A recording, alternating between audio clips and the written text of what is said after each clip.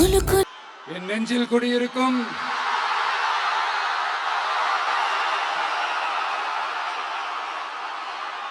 திருநெல்வேலி மக்கள் உங்கள் அனைவருக்கும் என்னுடைய வணக்கம். வணக்கம் வணக்கம் வணக்கம் வணக்கம். எல்லாரும் எப்படி இருக்கீங்க?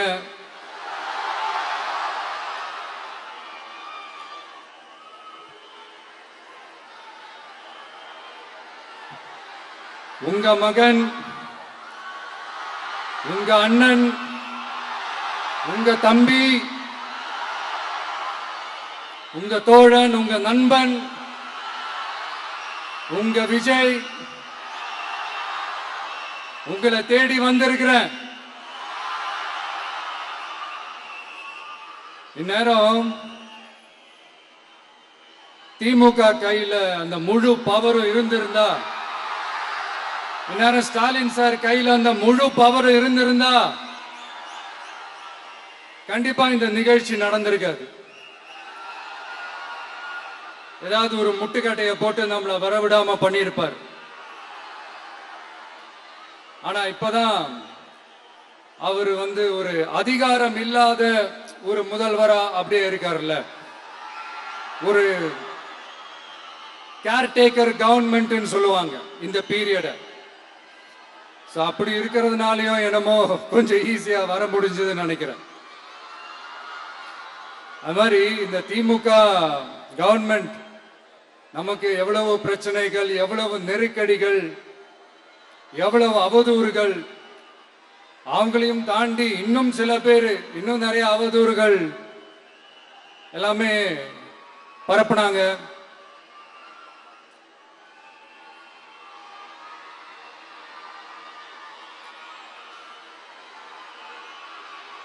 இந்த திமுக கூட்டணிக்கும் பாஜக கூட்டணியுமே இவங்க ரெண்டு பேருமே வெளியில வேணா தனித்தனியா இருப்பாங்க, ஆனா உள்ளுக்குள்ள இவங்க ரெண்டு பேருமே ஒண்ணுதான். இவங்க ரெண்டு பேருக்குமே ஒரே நோக்கம்தான். அது என்ன நோக்கம் தெரியுமா?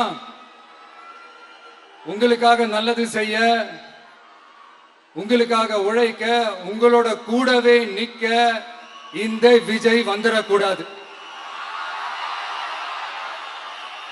அதுதான் அவங்களுடைய அந்த நோக்கமே.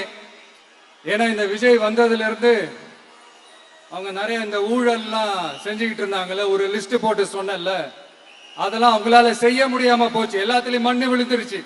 அதனால சம கோபத்துல இருக்கிறாங்க என் மேல. அதே மாதிரி அடுத்து ஆட்சிக்கு வர முடியாத ஒரு சூழ்நிலைய மக்களே நீங்களே ஆல்ரெடி உருவாக்கிட்டீங்க. இந்த கூட்டணி கணக்கு, அந்த கணக்கு, இந்த கணக்கு எதுவுமே எடுபடல. இந்த அரித்மேட்டிக் கணக்கு, மேத்தமேட்டிக்ஸ் கணக்கு எல்லாமே மண்ணுக்குள்ள புதைச்சிட்டீங்க. அப்புறம் இந்த கொள்ளையடிச்சு வச்சிருக்கிற இந்த பணத்தை எல்லாம் வச்சு கல்லாப்பட்டி கூட்டணின்னு ஒண்ணு சேர்த்து வச்சிருந்தாரு. அது எல்லாமே இப்ப கலகலத்து போய் நிக்குது. டாப் தனியா, பாட்டம் தனியா, ரீப்பர் தனியா, ஜாயிண்ட் தனியா, அப்படி நிக்குது தனித்தனியா. எல்லாமே அப்படியே ஒட்ட வச்சுக்கிட்டு இருக்கிறாரு. கூட்டணி கட்சிக்காரங்களே ஒருத்தருக்கு ஒருத்தர் ஓட்டு போட்டுக்க மாட்டாங்க போல் இருக்கு. அப்படி இருக்கு நிலைமை இந்த திமுக கூட்டணியில. சரி, இவங்களுக்கு தான் இந்த நிலைமைன்னு பார்த்தா இந்த பாஜக தலைமையில் மற்றும் பலர் அவங்க நிலைமை இன்னும் மோசமா இருக்குது. அதனால மக்களே, இந்த திமுகவோட நேரடி கூட்டணிக்கும் மறைமுக கூட்டணிக்கும் நம்ம மேல காண்டு.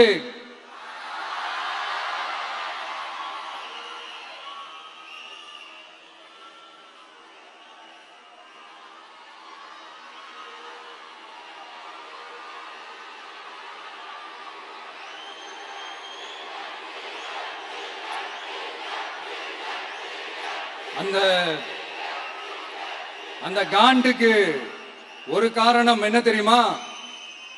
அவங்க வீட்லயே, அவங்க குடும்பத்திலேயே விசில் சத்தம் பலமா கேக்குதான்.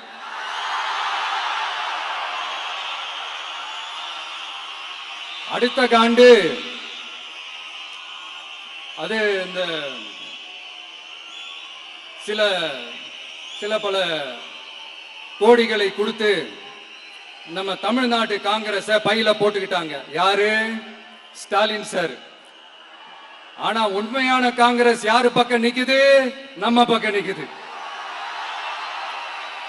சிறுபான்மை மக்களோட அந்த திமுக சாயம் வெளுத்து போச்சு. இந்த விஜய் நடான மதச்சார்பற்ற கொள்கையோட உண்மையான ஒரு முகமா இருக்கிறானே, இந்த சிறுபான்மை மக்கள் வேற இந்த விஜய் பக்கம் தானே நிக்கிறாங்க அப்படின்ட்டு இந்த திமுகவுக்கும் பாஜகவுக்கும் என் மேல காண்டோ காண்டு. அதுக்காக நாம என்ன செய்ய முடியும்? இந்த 33 வருஷமா ஒவ்வொரு வீட்டுக்குள்ளேயும் ஒவ்வொரு மனசுக்குள்ளேயும் போறதுக்கு நாம் பட்ட பாடு எனக்கு தானே தெரியும். அதனாலதான் நான் முன்னாடியே சொன்ன மாதிரி கட்சி ஆரம்பிச்சுட்டு ஒவ்வொரு வீட்டுக்குள்ளேயும் நான் போல, ஒவ்வொரு வீட்டுக்குள்ளேயும் போனதுக்கு அப்புறம் தான் கட்சியாவே ஆரம்பிச்சிருக்கிறேன்.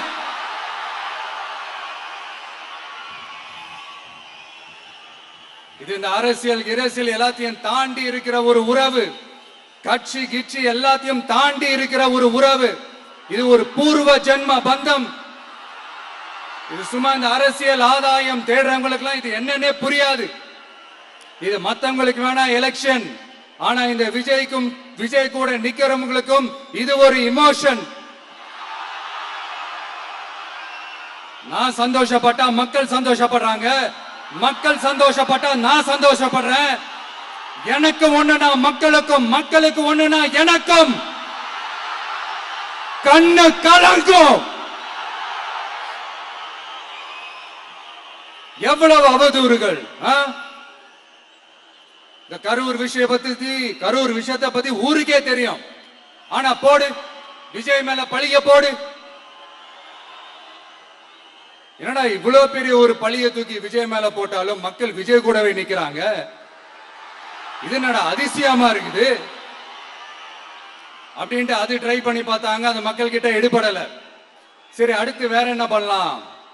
முடக்கு, ஜனநாயகனா முடக்கு.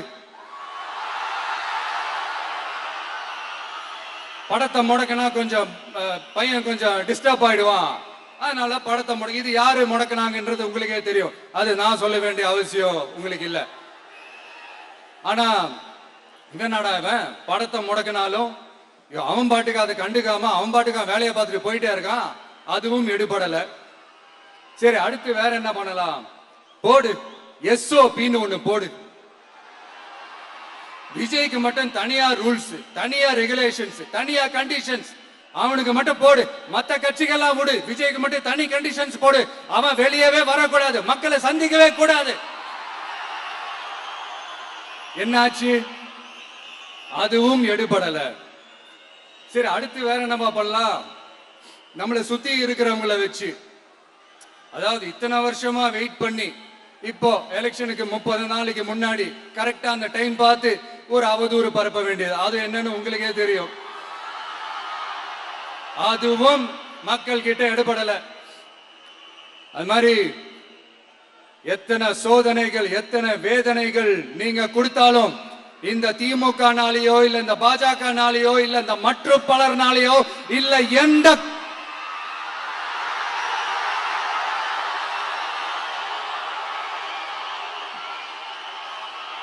வேற யாராலையும் என்ன மக்கள் கிட்ட இருந்து பிரிக்க முடியாதுன்னு சொல்ல வந்த. அதைத்தான் சொல்ல வந்த. ஒவ்வொரு வீட்டுல இருக்கிற ஒவ்வொரு விஜயும் இருக்கிற வரைக்கும் என்ன மக்கள் கிட்ட இருந்து பிரிக்கவே முடியாது. இப்படி இந்த சொந்த பந்தம் இவ்வளவு ஸ்ட்ராங்கா இருக்கிறதுனாலதான் நான் முன்னாடியே சொன்ன 234 தொகுதியிலும் இந்த விஜய் தான் வேட்பாளர் அப்படின்னு தான் அதை நான் செஞ்சிருக்கிறேன். ஏன்னா நம்மளுடைய வேட்பாளர்கள் யாரும் டாட்டாவோ பிர்லாவோ அம்பானியோ அதானியோ கிடையாது. நம்ம வீட்டுல இருக்கிறவர், நம்ம குடும்பத்துல இருக்கிற ஒருத்தரை தான் நான் வேட்பாளரா செலக்ட் பண்ணி இருக்கிறேன். அப்படி செலக்ட் பண்ணி தான் உங்ககிட்ட நான் ஒப்படைச்சிருக்கிறேன். அதனால அந்த வேட்பாளர் வேற, இந்த விஜய் வேற அப்படின்னு நினைச்சிடாதீங்க. இந்த விஜய் தான் வேட்பாளர், அந்த வேட்பாளர் தான் விஜய்.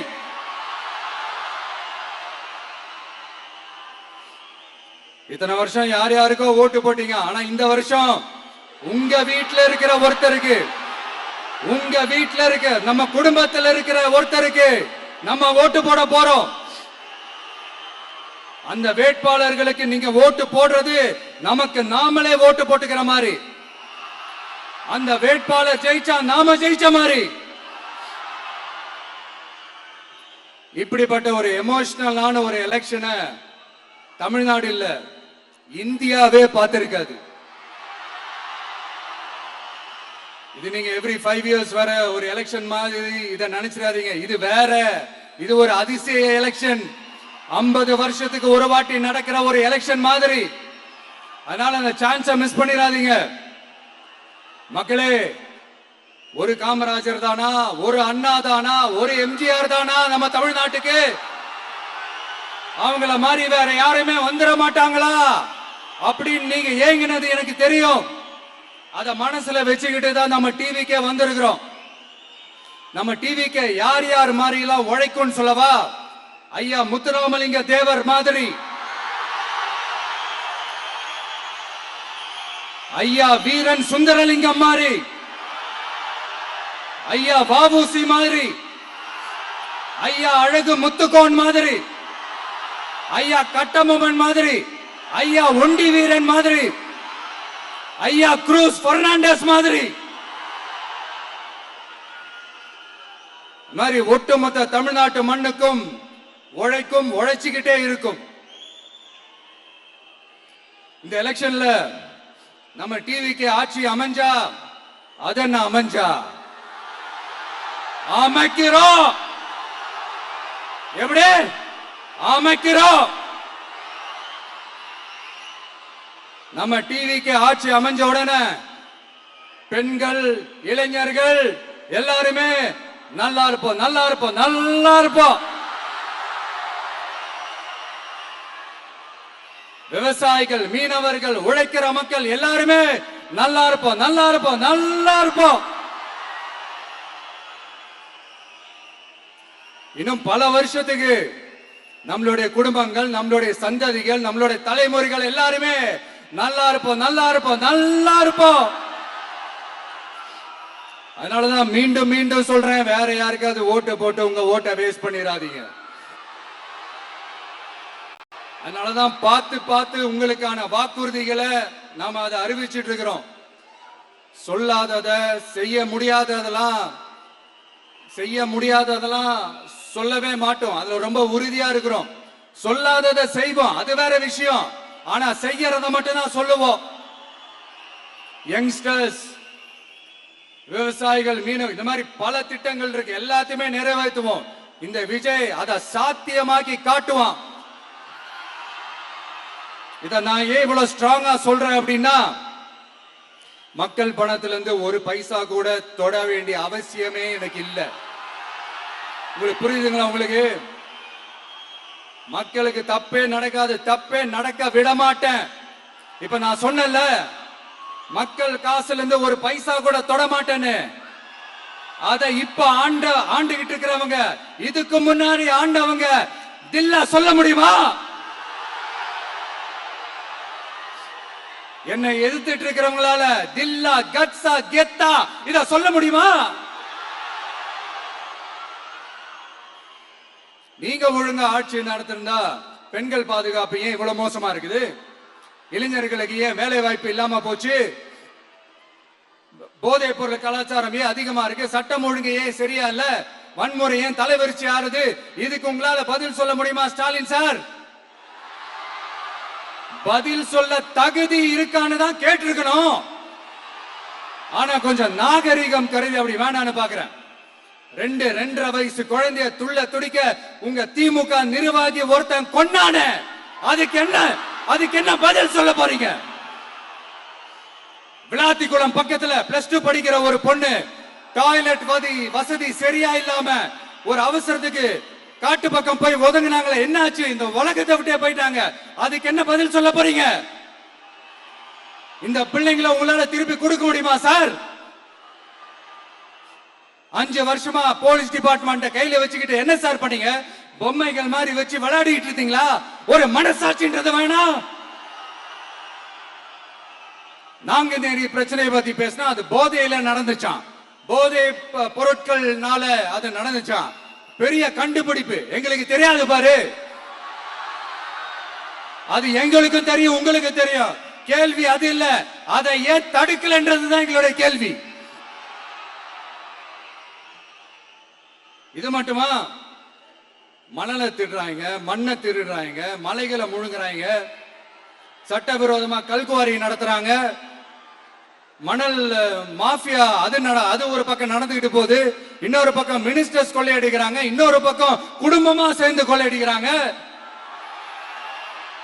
டாஸ்மாக்ல ஊழல், நகராட்சி துறையில ஊழல், இப்படி ஊழல் ஊழல், ஆட்சி முழுக்க ஊழல் ஊழல்லே ஊறி போய் நாரி போய் கிடக்குது. எந்த மூஞ்ச வச்சுக்கிட்டு சார் வந்து ஓட்ட கேட்பீங்க?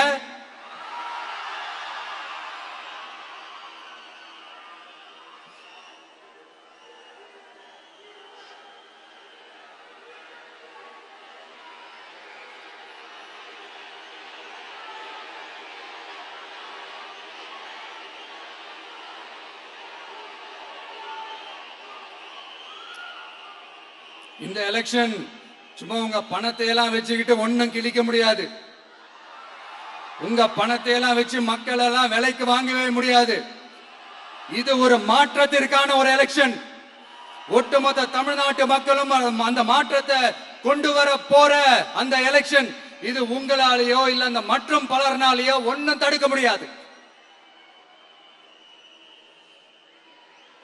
அதனால மக்களே, ஏப்ரல் 23ஆம் தேதி காலையில சும்மா பக்காவா ரெடி ஆயிட்டு வீட்டுல இருக்கிற சாமியெல்லாம் கும்பிட்டுட்டு உங்க ஓட்டர் ஐடி கார்டு கையில் எடுத்துக்கிட்டு முதல்ல பூத்துல போய் நின்னு அந்த விசில் சின்னத்துக்கு நேரா இருக்கிற அந்த பட்டனை ஒரு அழுத்துங்க. இது ஒரு தலைமுறைக்கான ஒரு தேர்தல், உங்களுக்கான தேர்தல். எப்பேற்பட்ட வசதியான வாழ்க்கையா இருந்தாலும் எல்லாத்தையும் தூக்கி எறிஞ்சிட்டு உங்களுக்காக மட்டுமே வந்திருக்கிறேன். உங்களுக்காக நன்றி கடன் செலுத்துறதுக்காக மட்டுமே வந்திருக்கிறேன். அத்தனை வழிகளையும் தாங்கிக்கிட்டு உங்களுக்காக மட்டுமே வந்திருக்கிறேன். ஒரு நாளும் பொய் சொல்லி உங்களை நான் ஏமாத்தவே மாட்டேன். இந்த 4 முனை போட்டி, 40 முனை போட்டி, எத்தனை முனை போட்டின்னு எத்தனை உருட்டினாலும் இங்க 2 முனை போட்டி மட்டும்தான். ஒண்ணு, இன்னொன்னு எஸ், ஒன்னு டிவிகே, இன்னொன்னு டிஎம்கே. மக்கள் விரோத ஆட்சி நடத்துற ஸ்டாலின் சார் வேணுமா? மக்களை நேசிக்கிற உங்க விஜய் வேணுமா? அவ்வளவுதான் இந்த எலெக்ஷன். அதனால உங்க மகனுக்கு, உங்க அண்ணனுக்கு, உங்க தம்பிக்கு, உங்க பிள்ளைக்கு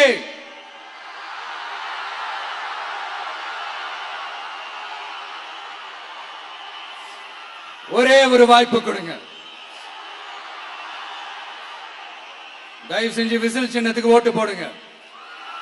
இது ஒரு விசில் புரட்சி தேர்தலா இருக்கணும்.